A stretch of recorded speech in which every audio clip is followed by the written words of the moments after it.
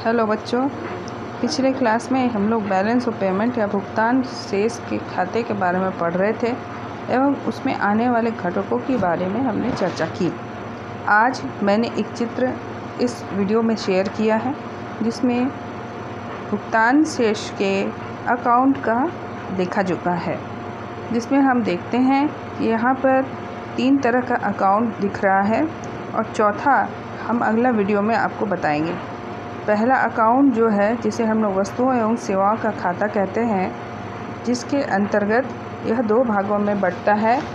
एक है वस्तु का आयात, जिसमें जिसका जो हेडिंग होगा वो होगा डेबिट और क्रेडिट या नाम और जमा। नाम मीन्स जिस मद में आपके वहाँ से माइनस हो रहा है, घट रहा है, और जमा मीन्स जिस मद से आपके देश के अकाउंट में वो जमा हो रहा है। नाम में हमने यहाँ पर अगर वस्तुओं को लेंगे तो वस्तुओं का आयात एवं सेवाओं का आयात नाम में या डेबिट में आएगा, जो यहाँ से घट रहा है, हमारे नेशनल अकाउंट से, राष्ट्रीय अकाउंट से ये माइनस हो रहा है। और वस्तुओं का निर्यात एवं सेवाओं का निर्यात से आने वाला धन जो है हमारे राष्ट्रीय अकाउंट में जुड़ेगा। यह वर्ग पहला का है। वर्ग दूसरा जो होगा वो एक पक्षीय अंतरण खाता होगा। एक पक्षीय अंतरण खाते के अंतर्गत, जिसे हम यूनिलैटरल ट्रांसफर्स अकाउंट कहते हैं, इसके अंतर्गत भी नाम और जमा होगा, क्रेडिट और डेबिट होगा, जिसमें कि हम लोग चर्चा करेंगे विभिन्न प्रकार के शेष विश्व से एक पक्षीय हस्तांतरण का, जैसे उपहार, अनुदान, भेंट, स्कॉलरशिप या विभिन्न प्रकार के गिफ्ट हुए। ये जो हमारे देश में से जो जाएंगे, जो हमारा देश दूसरे देश के लोगों को देगा, वह यहाँ से माइनस होगा इसकी राष्ट्रीय आय से, एवं दूसरे देश से हमारे देश की जनता को जो मिलेगा वो हमारे राष्ट्रीय आय में जुड़ेगा। जैसे शेष विश्व से एक पक्षीय हस्तांतरण जो हमारे देश में होगा, उपहार, अनुदान या भेंट या स्कॉलरशिप के अनुसार से वो सब यहाँ जुड़ेगा।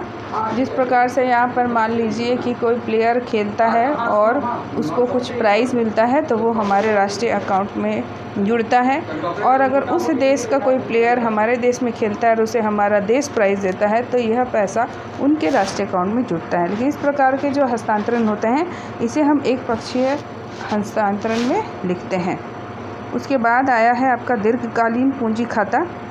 दीर्घकालीन ये सब अल्पकाल के ट्रांसफर्स हैं। दीर्घकालीन पूंजी खाता जो है उसमें भी 2 पक्ष हुआ, एक नाम पक्ष, एक जमा पक्ष, क्रेडिट और डेबिट, जिसमें कि नाम पक्ष में स्वदेशी नागरिकों की दीर्घकालीन विदेशी परिसंपत्तियों के बारे में चर्चा की गई है। जैसे स्वदेशी नागरिकों की दीर्घकालीन विदेशी परिसंपत्ति में अगर वृद्धि होती है तो यह नाम में या डेबिट में आएगी। उसी तरीके से स्वदेशी नागरिकों की अगर दीर्घकालीन विदेशी परिसंपत्तियों में कमी आती है तो यह क्रेडिट में आएगा, जमा में आएगा।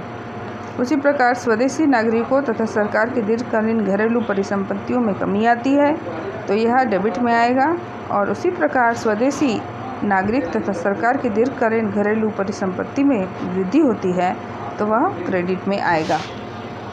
यह इस प्रकार से काम करेगा कि जो आ रहा है वो हमारे जमा में आएगा, जो जा रहा है वो हमारे नाम में जाएगा।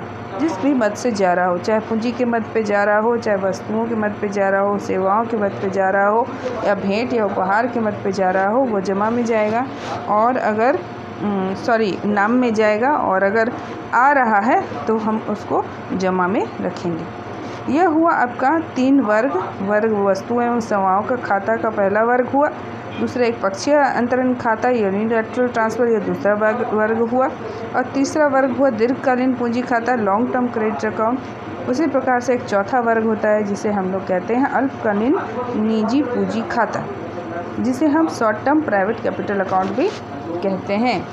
यह ही 2 भागों में बटा होता है, क्रेडिट और डेबिट, जिसमें कि नाम होता है डेबिट और जमा होता है क्रेडिट।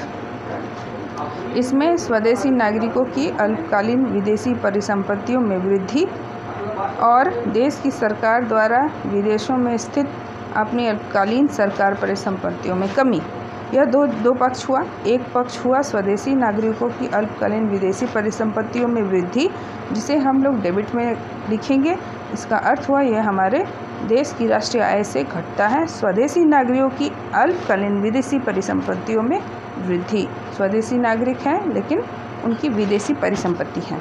उसी प्रकार अगर देश की सरकार द्वारा विदेशों में स्थित अपनी अल्पकालीन सरकारी परिसंपत्तियों में कमी आएगी तो यह हो जाएगी जमा में शामिल।